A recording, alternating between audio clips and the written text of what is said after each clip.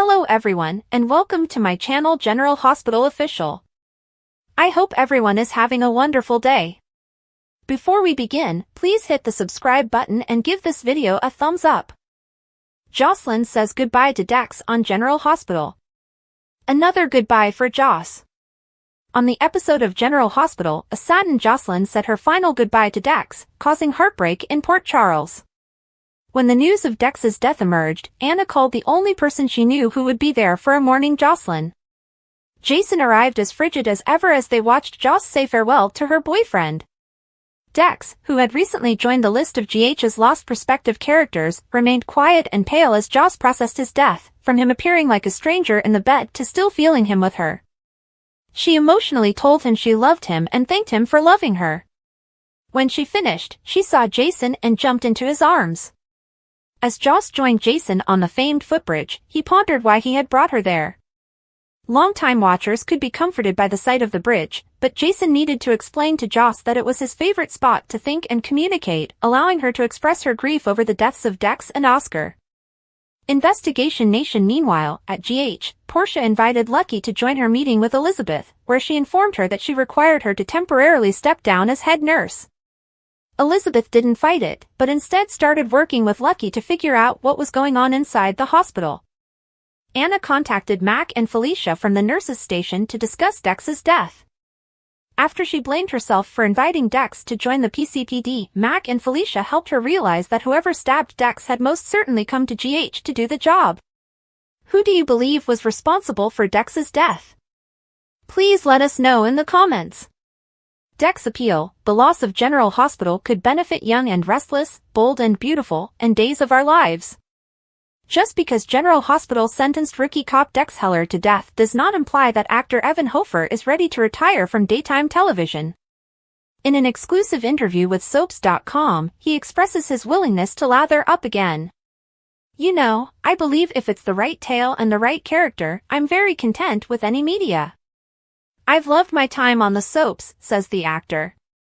"I mean, how lucky am I to be doing what I love? What a privilege, and it is not lost on me." He embraced the challenge. "The schedule might be stressful when you're on heavy rotation," he acknowledges, "but I enjoy it. I enjoy nothing more than working all the time. I'm a workaholic," he adds. So what if you gave him 50 pages of dialogue, 5 days a week? I'm in. Hofer is an excellent fit for a number of major roles on The Young and the Restless, The Bold and the Beautiful, and Days of Our Lives. General Hospital spoilers: Cyrus' presence causes chaos and suspicion during Dex's funeral. General Hospital spoilers hint that Cyrus Renaud isn't particularly excellent at keeping a low profile, which is exactly what he should be doing right now. First and foremost, Mayor Laura Collins had to pursue a restraining order against Cyrus for his behavior toward Lulu Spencer. Cyrus volunteered at Turning Woods when Lulu was still unconscious, pretending to be the facility's liaison with Lulu's family. She also planned to ship Lulu out of state for unknown reasons. General Hospital spoilers: Cyrus Renaud was questioned by Dex Heller. Lulu has since awoke, but Cyrus has remained absent. Meanwhile, police officer Dex Heller wanted to know why Cyrus was at General Hospital on Halloween, given that Laura had already asked Cyrus to keep away from Lulu. Cyrus merely replied in vague terms that he wasn't there to see Lulu that day. Dex never got the opportunity to put it together, but Halloween is also the day Sam McCall died from a digitalis overdose while a patient at GH. GH spoilers: Cyrus Renaud has murder on his mind. Cyrus later revealed that he was the one who killed Sam. It appears that he not only stabbed Dex, but also injected him with the same medication, as Dex died in the same strange way as Sam did. Cyrus pretends to be a man of God and always has something to say or a justification for his questionable actions. Cyrus' large mouth, however, might easily lead to his demise if he is not careful. General Hospital spoilers: Cyrus Renaud should avoid Dex Heller's funeral. There is simply no need for Cyrus to attend Dex's funeral. But, knowing Cyrus, he will most certainly attend regardless, making a big show of his religious views and alleged good nature now. Cyrus' very presence at Dex's burial should raise red flags, particularly for Anna Devane, Elizabeth Weber, and Felicia Scorpio. Any one of those three women will undoubtedly become suspicious of Cyrus, potentially leading to his downfall and the end of his reign of terror once and for all.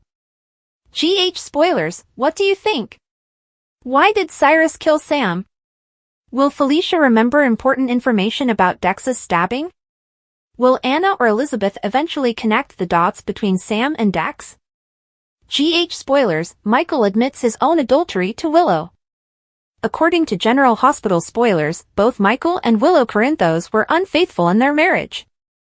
While everyone is aware that Willow and Drew Quartermaine had sex in the playroom at the Quartermaine home, Michael's indiscretion occurred first and remains absolutely unknown. However, Michael may soon decide to come clean. General Hospital spoilers, Drew Quartermaine and Willow Corinthos have been fighting their attraction for months. Willow initially kissed Drew on July 4th, and she has been fighting her attraction to her husband's uncle ever since. Despite Willow's best efforts to avoid Drew, they kissed again. Michael learned about the first kiss when Cody Bell blurted it out during an argument with Drew. Michael became so unhappy that he got drunk at the Brown Bear, where he was joined by Sasha Gilmore. GH spoilers, Willow Corinthos tried to console Drew Quartermaine after Sam McCall died. Willow rushed to Drew, and the two eventually made love. However, it was captured by Michael's nanny cam and is currently being shown to all attendees at the Quartermaine Christmas party. Of course, Willow is horrified that Michael had the tape for weeks and never said anything. But Michael loves Willow and appears to blame Drew more than his own wife. General Hospital spoilers, Michael Corinthos must come clean if Michael truly wants his marriage to thrive. He must admit to Willow that he, too, cheated. He promised Sasha that he would finally tell Willow the truth. Dex and 3 more lost potential characters on General Hospital. The Port Charles Lost Boys. While some General Hospital characters have become legends in Port Charles, others have passed away without having the opportunity to realize their whole potential. Dex is the most recent addition to this list of lost prospective characters, having survived a stab wound before becoming GH's second inexplicable death. Port Charles had yet to respond to the rookie cop's tragic death, with Josslyn and Anna being the first to find out. Since arriving in Port Charles in 2022 and becoming a little Jason while working for Sunny, Dex has been given one curveball after another. From being hung from a meat hook to secretly working for Michael to joining the PCPD, Dex's present was not as horrible as his past. Dex regularly confided in Joss about his past with abusive brothers, but the identity of his parents and brothers may never be revealed now that he is gone. Trey was another sweet, young man who passed all too soon. Trey moved to Port Charles as Christina's boyfriend in 2012 and was taken aback when he discovered that his birth mother, Connie, lived there as well. Despite marrying Christina and reuniting with his mother, Trey only lived in Port Charles for 6 months before being involved in a car accident that left him brain dead. Trey had all the mob ties he needed, from his relationship with Christina to being the son of Joe Scully Jr. If given the opportunity, he could be Port Charles's next mob king. Rafe was introduced when GH began bringing back characters and stories from its late 1990s spin-off Port Charles. He is the son of Allison and Stephen/Caleb. Despite having a vampire father, Rafe was considered to be an angel, and he began a teen romance with Molly, putting her in conflict with TJ. Despite his family's mystical history in Port Charles and his evident chemistry with Molly, Rafe's journey was cut short when he was involved in a car accident with Molly after being ordered by Victor to drive Patrick and his family off the road. Rafe, like Trey, was ruled brain dead after undergoing fire-related surgery. When Dev, Sunny's pseudo-cousin, joined Port Charles's adolescent group, it felt like a breath of new air. Many people fell in love with the illegal, juvenile grifter, causing Brando to adopt him and Joss, Trina, and Cameron to accept him into their friends circle. Dev's existence in Port Charles would have been chaotic, with lies about his paternity and secret affections for Joss. However, he was tragically died in the 2020 floating rib disaster. Sunny tried to save his cousin, but he died of his injuries in the ambulance and was never seen again. Which of these characters do you hope had another chance in Port Charles? Please let us know in the comments. Nicholas Alexander Chavez, a General Hospital alum, served as an inspiration for the shocking music. Nicholas Alexander Chavez is living his best life and using a peculiar piece of music to enhance his horror TV show performance. General Hospital fans are acclimated to the thought that Nicholas Alexander Chavez's character, Spencer Cassadine, may not return for a long time. The actor has been working on several more projects. Monsters, the Lyle and Eric Menendez story is coming to Netflix, as is Grotesquerie from FX. He prepared for the latter show, in which he plays the buff father Charlie, in an unusual manner. Stranger than fiction. In a recent interview with the Associated Press, Chavez spoke about his extraordinary year. After all, he appeared in 2 hit shows, making his lifelong ambition come true. However, acting is more than a passion or a hobby for him. This is his calling. My life seems whole and complete between the words action and cut. I live for those times. I believe that is the ultimate goal of my life. I can't wait to see what the future holds, he said gleefully. While he viewed numerous films of the Menendez brothers' real-life trial to prepare for Monsters, he took a different approach to his Grotesquerie character. He had a playlist of music that put him in the mood. One of them was Don't Do Anything Illegal, written by the famed real-world villain Charles Manson, whose life was weirder than fiction. With all of that bizarreness fueling his creativity, the actor expressed his gratitude to Ryan Murphy, the creator of both shows, for inviting him to join the projects. Life's purpose. Fans may remember Chavez's co-star in Grotesquerie, Niecy Nash. She has been in numerous television shows and films since 1995, but her most recent success came on TNT's Claws. She later co-starred with Nathan Fillion as Simone Clark in The Rookie. The role was later spun off into The Rookie, Feds, which unfortunately lasted only 1 season. Chavez was looking forward to working with Nash after joining Murphy's second show. In fact, he regarded performing with her as kind of a wonderful way for me to close the loop. Fans of General Hospital are well aware that daytime drama actors must learn a large number of lines. They have very little time to perform their scenes. Chavez said that the show was an excellent testing ground for him to improve his memorizing abilities. That my heaviest day on set was something like 85 pages. His entire existence revolved around his high school performance as the lead, Atticus Finch, in the play To Kill a Mockingbird. That single production made him feel like I was doing the thing that I was put on Earth to do. General Hospital spoilers, saying goodbye. If you thought last week's General Hospital spoilers were dramatic, wait till you see this week's. Josslyn bids a sad farewell, Carly defends Michael, Drew understands the truth, and someone is served with legal documents. Josslyn was anxious when Dex was stabbed in the line of duty, but he was doing so well following surgery that she was absolutely surprised when he died. Josslyn is forced to say her goodbyes to her boyfriend while sitting alone in his hospital room. Dex, she exclaims. You're really gone. She lays down to hug him one final time, tears running down her cheeks. Then, later that week, Joss receives another surprise. When Willow's affair with Drew was revealed to the Quartermaines, Nina jumped to her daughter's rescue. Willow agreed to take the kids and stay with her for a bit, at her request. However, once Amelia and Wiley had prepared to go, Carly intercepts them at the front door in full Mama Bear mode. If you think I'm not gonna stop what's going on here, Carly says with a grin, you're wrong. Can Willow fight back against Michael's mother? After the shock of his affair's revelation wears off, Drew begins to see the connections. You and Michael teamed up against me, he sighs to Curtis. But does Curtis have something else in mind to punish Drew for his betrayal? Someone is surprised when they are handed documents and told, consider yourself served. But what fresh legal war is about to begin? Is Sonny going to attempt to seize custody of Avery from Ava? Is this something to do with Ava's financial problems? Or might it be something completely new? Brooke Lynn on General Hospital, everything you need to know. Brooke Lynn Ashton on General Hospital has had a couple different looks but the same tale.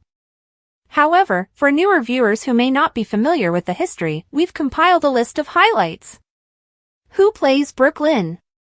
Brooke Lynn was first portrayed by Brooke Ratting when the character debuted in October 1996. After being written off in 2001, she returned in 2004 as Adrienne Leon. After leaving in 2006, Leon returned in 2010 for an additional term that lasted until 2011. Amanda Setton, Kimberly, One Life to Live, became the third actress to play the character in November 2019, however she went on maternity leave in August 2020, therefore Brianna Lane was temporarily cast in her place.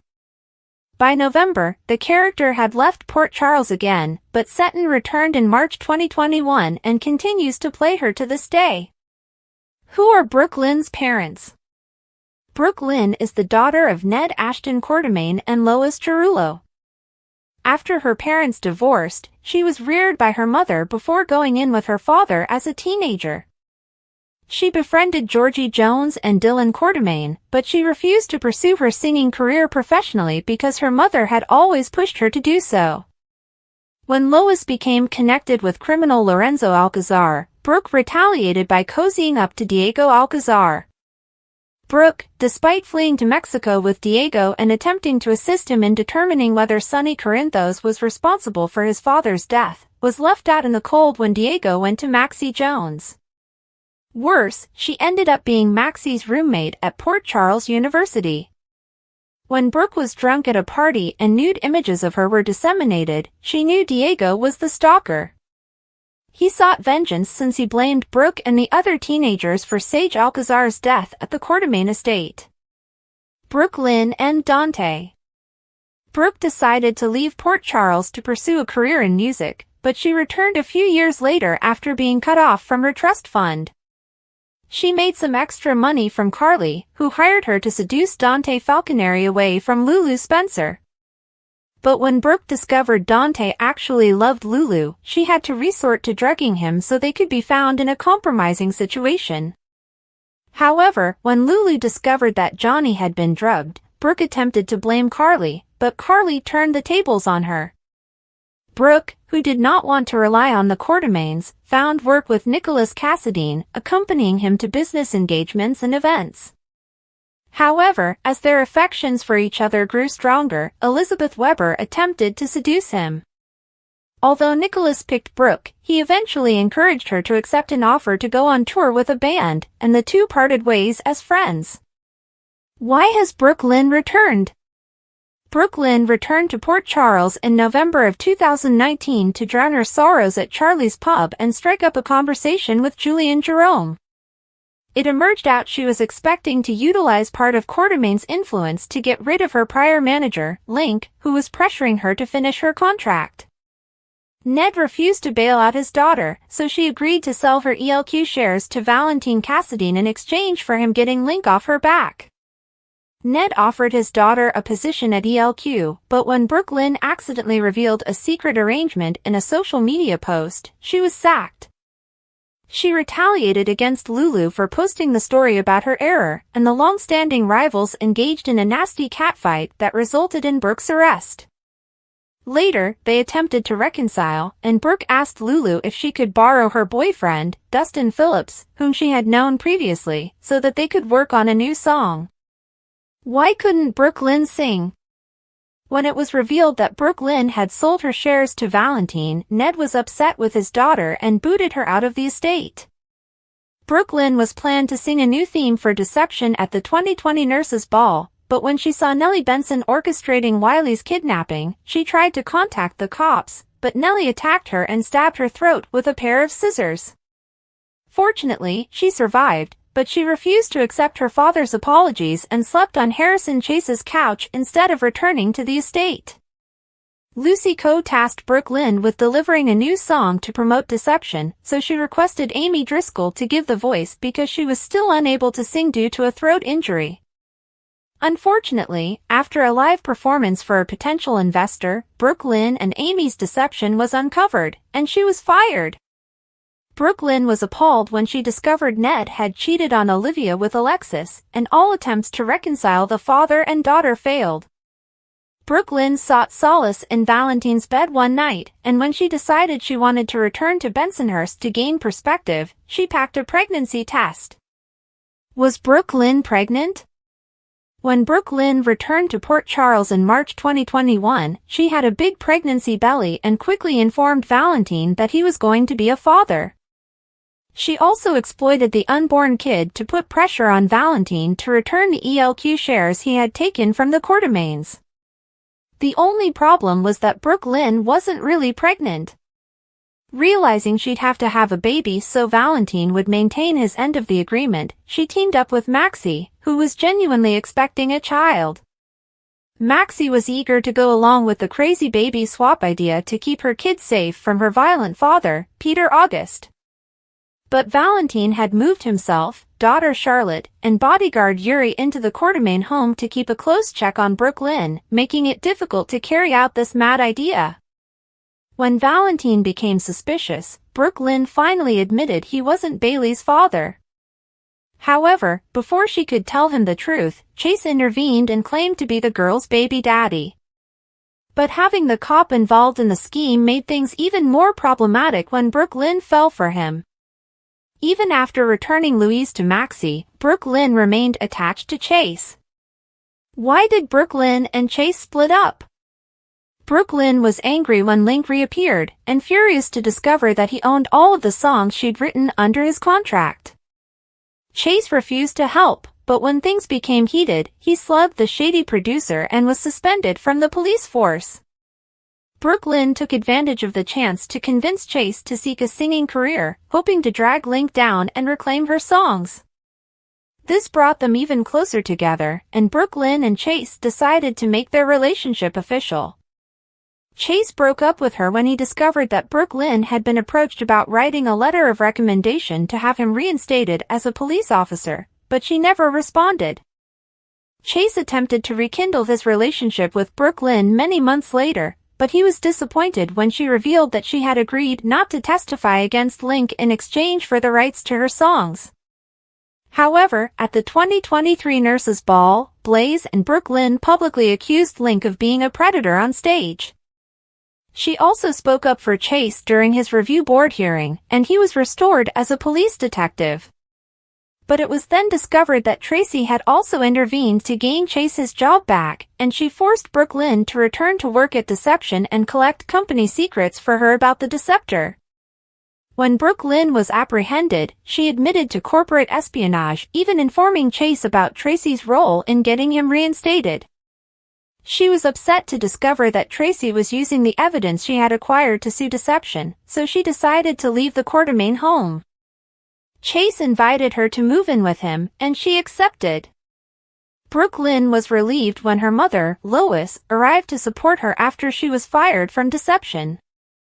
Tracy attempted to make amends with Brooklyn by offering her shares in Deception, but she refused to go back there. However, she then changed her mind and accepted, meaning to eventually hand over the shares to Maxie as an apology for stealing the documents. When did Brooklyn and Chase marry? Chase proposed, and Brooklyn enthusiastically agreed and started organizing the wedding. However, due to Chase's father, Gregory Chase's, declining health, they opted to move the date forward. She was overjoyed when Tracy gave her permission to wear Lila's wedding gown, but when it proved too fragile to alter, she agreed to use a portion of it with a new dress. Chase surprised her with a honeymoon vacation to Italy, but he had to sell his truck to get it.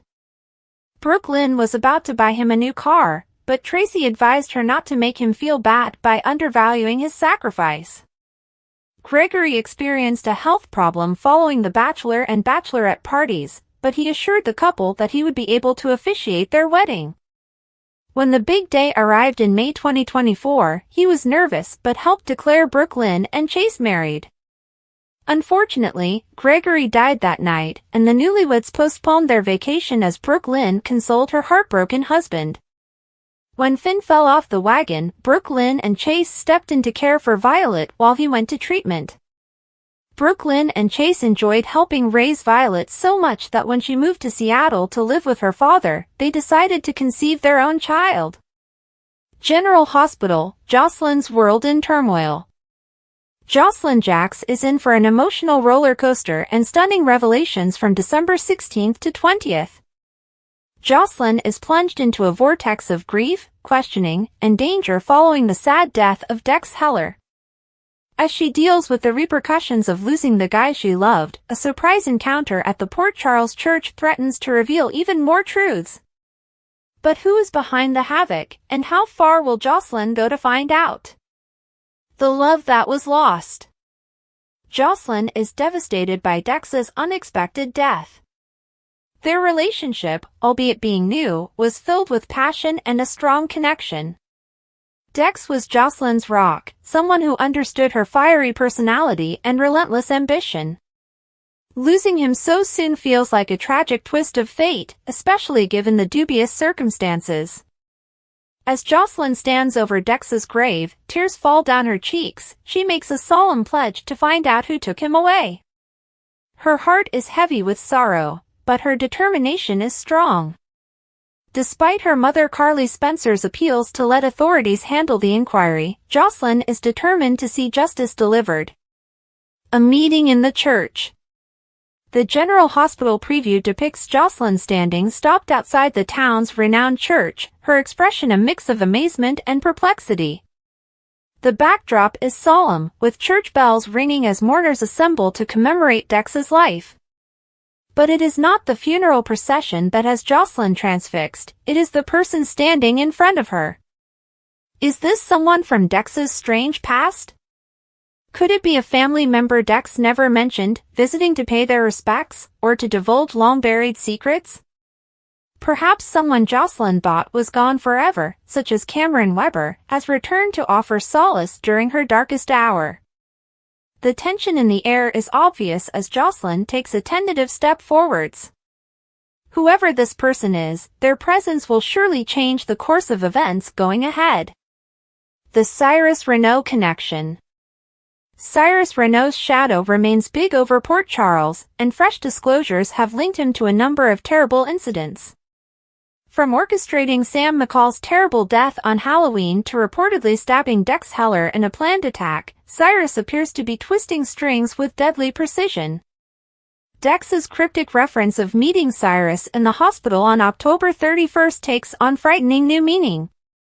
While Dex initially believed Cyrus was visiting his niece Lulu Spencer, it now appears that he had a more sinister motive. Cyrus's digitalis injection, which caused Sam's cardiac arrest, was not a random act, it was a deliberate maneuver to eliminate a potential threat. As Josslyn begins to piece together the jigsaw, her medical knowledge comes into play. She recalls things from Dex's autopsy report and talks they had prior to his death. Dex's symptoms prior to stabbing, shortness of breath and confusion, are consistent with digitalis poisoning. Could Cyrus have planned Dex's demise to quiet him, as he did with Sam? Josslyn's determination to discover the truth. Despite her anguish, Josslyn's investigative instincts kick into overdrive. She begins investigating Cyrus Renault's recent activities, with the assistance of her brother Michael Corinthos and the tech-savvy Damian Spinelli. They discover a trail of suspicious money transactions and witness accounts that link Cyrus to Dex in the days preceding up to his death. Josslyn's search of the truth places her in Cyrus' sights. The enigmatic crime boss has a history for murdering individuals who jeopardize his activities, and Josslyn's tireless research makes her an easy target. A heated exchange between the two at the church may be the moment Josslyn learns how perilous her search for justice has become. Cameron Weber's return. Despite the tumult, a familiar face returns to Port Charles. Cameron Weber, who has been away studying music in California, returns home for the holidays. When Cameron learns of Dex's death, he reaches out to Josslyn, offering a shoulder to weep on and a consistent presence in her life. Cameron's reappearance stirs up complex emotions in Josslyn. The two have a lengthy history together, from their teenage romance to their enduring friendship. While Josslyn appreciates Cameron's support, she can't help but feel uncomfortable about their relationship, especially because her heart still aches for Dex. As Cameron becomes more involved in Josslyn's hunt for answers, old feelings arise, adding to the already complex scenario. Dex's past comes to light. Dex's death not only creates a gap in Josslyn's life, but it also reveals mysteries about his history. As Josslyn delves deeper into the events surrounding his murder, she learns that Dex was distant from his family and carried responsibilities he never revealed. A mystery figure from Dex's past appears, claiming to know important details about his dying days.